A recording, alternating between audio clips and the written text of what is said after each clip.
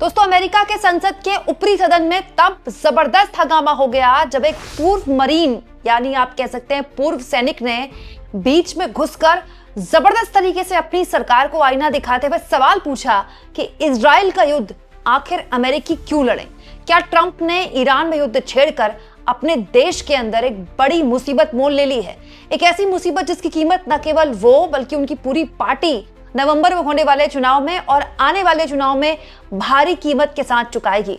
दोस्तों, ट्रंप बहुत बड़े मैंडेट के साथ सत्ता में आए थे और उन्होंने नारा दिया था मेक अमेरिका ग्रेट अगेन। लेकिन फिलहाल जिस स्तर पर अमेरिका ने अपने आप को ईरान में युद्ध में झोंक लिया है, यह अपने आप में सवाल है कि अमेरिका ग्रेट पता नहीं कैसे, लेकिन इस युद्ध से अपने आप को कैसे बाहर निकालेगा। इस बीच एक बड़ा बवाल तब खड़ा हो गया जब अमेरिका के ऊपरी सदन यानी कि यूएस सेनेट में एक पूर्व मरीन यानी कि पूर्व सैनिक न केवल घुस आए बल्कि पूरी ड्रेस के साथ अपनी यूनिफॉर्म लेकर घुस आए और हालत ये हो गई कि उनको उठाकर वहां पुलिस को बड़ी मुश्किल से बाहर ले जाना पड़ा। लेकिन जो बात वहां पर वो बोल गए दोस्तों, उसकी गूंज पूरे अमेरिका में सुनाई दे रही है। साथ में इस वीडियो में आपको मैं ये भी दिखाऊंगी कि कैसे अमेरिका के CNN के पोल में बताया गया है कि अमेरिका में बहुतायत लोग ट्रंप के इस युद्ध के खिलाफ हैं। मतलब अमेरिका के लोग ही ट्रंप से पूछ रहे हैं कि आपने कौन सा युद्ध छेड़ लिया है। दोस्तों, ये जो वीडियो है ये CBS न्यूज के संवाददाता एलन हे ने शेयर की है। तो उनकी ये वीडियो बहुत से और लोगों ने शेयर की है। उनमें से कुछ यूएस के सेनेट भी हैं, यूएस के सांसद भी हैं। दोस्तों, अमेरिका में सांसद को सेनेट बोलते हैं। तो दोस्तों, यहाँ पर एक ग्रीन पार्टी के कैंडिडेट हैं, यूएस सेनेट के लिए कैंडिडेट हैं, ब्रैन मैकगिनीज। ये अपने आप को पूर्व मरीन बताते हैं। दोस्तों, अमेरिका में मरीन जो होते हैं वो नौसैनिक होते हैं, लेकिन उनका काम केवल पानी में युद्ध लड़ना नहीं है। उनका जो युद्ध होता है वो मरीन यानी कि पानी से शुरू होता है, लेकिन वो जमीन पर भी उतरते हैं। बेसिकली मरीन सिर्फ कहने के लिए मरीन होते हैं, वो जमीन पर भी युद्ध लड़ते हैं। दुनिया भर में अलग अलग ऑपरेशंस के तहत यूएस अपने मरीन्स भेजता है। ये दावा करते हैं कि ये पूर्व मरीन है और ये जब आए सेनेट में, मतलब अमेरिका के ऊपरी सदन में, तो ये बकायदा अपनी ड्रेस पहनकर आए। और दोस्तों, यहाँ पर ये जबरदस्त तरीके से तमाम सेनेट्स के आगे, तमाम सांसदों के आगे चिल्लाए और उन्होंने कहा कि no one wants to fight for Israel. Israel के लिए कोई नहीं लड़ना चाहता। दोस्तों, ये वीडियो इस वक्त अमेरिका में जबरदस्त तरीके से वायरल हो रही है। हर विपक्षी पार्टी का सेनेट लगभग इस वीडियो को शेयर कर रहा है, क्योंकि विपक्ष जो डेमोक्रेट्स हैं वो पिछले 4 दिन से लगातार ट्रंप को निशाने पर ले रहे हैं कि किससे पूछकर, ना आपने कांग्रेस से इजाजत ली, ना आपने वहां किसी भी तरह से पब्लिक से इजाजत ली, आपने अपनी चॉइस से युद्ध जो है वो हम पर थोप दिया है। और अब एक पूर्व नौसैनिक, पूर्व मरीन भी बकायदा सेनेट में घुस आए और वो चिल्लाते हुए कहने लगे कि इजराइल का युद्ध हम नहीं लड़ना चाहते, कोई नहीं चाहता है। दोस्तों, वहां पर जो भी पत्रकार लोग थे उन्होंने ये वीडियो बनाया, उसके बाद वो वायरल हो गया सोशल मीडिया में। उसके बाद अब इनकी काफी चर्चा हो रही है देश भर में। ये इनका बयान, हालांकि दोस्तों ऑफिशियली अभी इस वीडियो पर मैकगिनीज जो खुद ये हैं, इन्होंने कुछ बोला नहीं है, लेकिन कुछ घंटे पहले का उनका ये वीडियो है जिसमें देखिए वो हैट लगाए हुए दिखाई दे रहे हैं और यूएस के लोगों को वो संबोधित कर रहे हैं, अमेरिका के लोगों को संबोधित कर रहे हैं और कह रहे हैं कि ये जो युद्ध शुरू किया गया है इसमें अमेरिका का कोई भला नहीं होने वाला है और ये युद्ध ट्रंप ने अपनी मर्जी से शुरू किया है। Hey guys, I'm here in DC trying to speak out against the Senate and ask them why they're going to send our men and women to harm's way when our elected officials said that there would be no war. Anybody who feels disillusioned and betrayed by our government, you're not alone.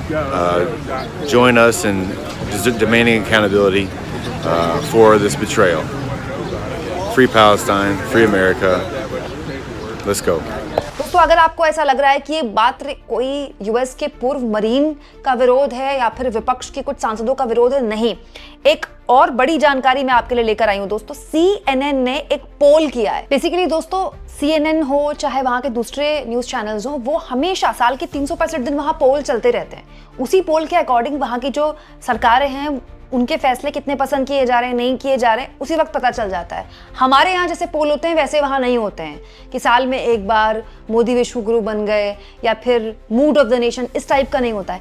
सरकार अगर कोई फैसला लेती है तो उसके तुरंत पोल उसको लेकर होने शुरू हो जाते हैं, मतलब रियल टाइम चलते रहते हैं वो पोल। तो ये जो युद्ध शुरू हुआ, अमेरिका ने जो युद्ध शुरू किया, इसको लेकर CNN ने पोल किया। उनके मुताबिक 10 में से 6 अमेरिकन इस बात से डिसअप्रूव हैं, मतलब वो बिल्कुल भी इस बात से इत्तेफाक नहीं रखते कि यूएस ने जो मिलिट्री एक्शन लिया है ईरान में। सोचिए दोस्तों, 10 में से 6, मतलब 60% अमेरिकन इस बात से बिल्कुल खुश नहीं है कि अमेरिका ने आखिर क्यों ये युद्ध छेड़ा ईरान पर। और दोस्तों ये बात ईरान को लेकर नहीं है। ये जो वीडियो मैंने आपको दिखाई, ये जो यूएस के पूर्व मरीन थे, ये अपनी वीडियो में क्या बोल रहे थे? फिलिस्तीन को लेकर बोल रहे थे, गाजा को लेकर बोल रहे थे। बेसिकली क्या हुआ है, यूएस ने एक बहुत लंबे टाइम से, पिछले 20-25 साल से, उसका जहां मन करता है वो वहां युद्ध में अपने देश को धकेल देता है। और कहने के लिए वो अपने देश को धकेलता है, ये बात सही है कि उसके खुद की भी कैजुअलिटीज होती है वहां, लेकिन यूएस को उससे बहुत फायदा होता है। इराक में उसने क्या किया, लीबिया में उसने क्या किया, उसके अपने हित साध गए। देखिए यूएस कहीं भी युद्ध शुरू करता है ना, तो या तो अपनी उसकी कंपनियां चली जाती हैं वहां तेल का कारोबार करने के लिए, तो ऐसे नहीं तो वैसे कैसे भी करके वो अपने पैसे जो भी खर्च हुए हैं, जो भी रकम खर्च हुई है, वो वसूल कर लेता है। यूएस का ये तकनीक रही है, लेकिन हाल के सालों में उसकी ये जो पूरी स्ट्रैटेजी है वो काम नहीं करी। अफगानिस्तान में उसको बहुत बड़ा झटका लगा। 20 साल अफगानिस्तान में यूएस धूल फांकता रहा, end of the day Afghanistan से उसको भागना पड़ा उसी तालिबान को सब कुछ सौंपकर, जिसके खिलाफ 20 साल उसने लड़ाई लड़ी। ठीक है, तो अफगानिस्तान में बहुत बड़ी कैजुअलिटी भी हुई यूएस को, बहुत खर्चा भी हुआ। उसके बाद से सोशल मीडिया का जमाना आ गया दोस्तों। अब बस एक अखबार ने कोई आर्टिकल छाप दिया, इसे नैरेटिव सेट नहीं होता। हर को सब दोस्तों सब जानते हैं, यूएस के लोग भी जानते हैं कि किसी भी तरह से ईरान अमेरिका पर थ्रेट नहीं था। दोस्तों हुआ क्या, मार्को रूबियो ने एक बयान दिया और उसको लेकर मैंने आपको खबर भी दिखाई थी। उन्होंने कहा, ट्रम्प के मंत्री हैं, उन्होंने ये कहा कि क्योंकि इजराइल ईरान पर हमला करने वाला था और अगर वो ईरान पर हमला करता तो ईरान यूएस के ठिकानों पर हमला कर देता, इसीलिए हमने उससे पहले हमला कर दिया। ये कोई जवाब नहीं है। बेसिकली यूएस में आप एक कानून है, आप तभी किसी दूसरे देश पर हमला कर सकते हैं जब वो यूएस के लिए डायरेक्ट थ्रेट है। आपके एलाई के लिए डायरेक्ट थ्रेट है, ये कोई नियम नहीं है। लेकिन इस पूरे मामले में ट्रंप लगातार बयान बदल रहे हैं, उनका प्रशासन लगातार बयान बदल रहा है। पहले ये कहा गया कि रिजीम चेंज के लिए हमने ये किया, फिर मार्को रूबियो ने कह दिया कि क्योंकि इजराइल हमला करने वाला था और हमें थ्रेट था, हमने उससे पहले हमला कर दिया। अब रिजीम चेंज से बहुत आगे बात बन गई है, अब वहां तेहरान पर बम गिराए जा रहे हैं, क्योंकि दोस्तों रिजीम चेंज अगर मकसद होता तो आपने सुप्रीम कमांडर को तो मार दिया, तो वहां रिजीम चेंज कब होगी, नहीं होगी, वहां जनता अपने हाथ में चीजें लेगी, आप छोड़ दीजिए, आपका मकसद पूरा हो गया ना सुप्रीम कमांडर को मानना। लेकिन मकसद क्या था इस वॉर का, ये अभी तक जो वहां की सरकार है वो बता नहीं पाई है वहां के लोगों को। इस बात में मैं दोस्तों अमेरिका के लोकतंत्र की भी बहुत तारीफ करूंगी। जिस दिन से ट्रंप ने युद्ध शुरू किया तो उस दिन से वहां का विपक्ष जबरदस्त तरीके से ट्रंप पर हमलावर है। जो अमेरिका की पूर्व उपराष्ट्रपति हैं कमला हैरिस, जिन्होंने ट्रंप के खिलाफ चुनाव भी लड़ा था, वो चुनाव हार गई थी, उन्होंने 2 पन्नों का बाकायदा ऑफिशियल स्टेटमेंट शेयर किया था जिसमें उन्होंने ट्रंप के इस वॉर की निंदा करते हुए कहा था कि अमेरिका इसके लिए तैयार नहीं था, अमेरिका को ये नहीं चाहिए था, आपने क्यों अमेरिका को युद्ध में धकेला। आप सोचिए कितना स्वस्थ लोकतंत्र है। सोचिए दोस्तों, एक देश युद्ध में है और वहां का विपक्ष वहां की सरकार से सवाल पूछ रहा है। 2-3 दिन पहले वहां CIA ने, स्टेट डिपार्टमेंट ने विपक्ष के नेताओं को ब्रीफ भी किया था, तब भी वहां सांसदों का बहुत गुस्सा फूटा था। वो खबर भी मैंने आपको दिखाई थी। वहां के जो विपक्ष के सांसद थे बाहर आकर बता रहे थे कि CIA हमको जो ब्रीफ कर रहा था वो बता ही नहीं पाया कि युद्ध में गए क्यों हैं। दोस्तों इनफैक्ट सड़कों पर भी वहां जबरदस्त प्रदर्शन हो रहे हैं। देश के अलग अलग हिस्सों से प्रदर्शन के बड़े स्तर पर खबरें आ रही है। होता क्या है दोस्तों, यूएस में ना एक थकावट पैदा हो गई। लगातार आप कहीं ना कहीं किसी ना किसी तरीके से मिलिट्री वाइज अपने आप को इन्वॉल्व करके रखते हैं। और आज से 30 साल पहले वाले यूएस में और आज के यूएस में बहुत फर्क आ गया है। वहां नौकरियों का संकट है, वहां महंगाई एक बहुत बड़ी समस्या है, ऊपर से आपने टैरिफ लगाकर दुनिया भर में पहले ही एक अलग तरह का आर्थिक आतंक फैला रखा है। तो ऐसे माहौल में जब टैरिफ की वजह से खुद यूएस में महंगाई बढ़ रही थी, ट्रंप ये बता नहीं पा रहे थे कि आखिर क्यों उन्होंने टैरिफ लगाया और उससे डायरेक्ट क्या फायदा हो रहा है अमेरिका को। एप्स्टीन फाइल वाला मामला आ गया। वो इतना बड़ा मामला है दोस्तों कि आप सोचिए, अभी तो ये जो दुनिया भर में इस्तीफे हो रहे हैं, अभी तो सारी फाइलें आई नहीं है। तो दोस्तों यूएस से भी बहुत सारे फाइल्स आनी बाकी हैं। तो बहुत सी ऐसी चीजें हैं जो पर्दे के पीछे छुपी हुई हैं। तो उनके जो विपक्ष के नेता हैं यूएस में, उनका ये भी कहना है कि एप्स्टीन फाइल से ध्यान हटाने के लिए ट्रंप ने जबरन अमेरिका को एक ऐसे युद्ध में धकेल दिया जिसमें वो लगातार झटके पर झटके खा रहा है। देखिए ऑन पेपर आज भी सबसे ज्यादा नुकसान ईरान झेल रहा है। 1000 से ऊपर वहां कैजुअलिटीज हो चुकी हैं, मरने वालों की तादाद 1000 से ऊपर जा चुकी है। और अब तो तेहरान पर बम्बार्डमेंट कर दी है यूएस ने। मतलब आप सोचिए देश के शहरों में आप बम्बार्डमेंट कर रहे हैं।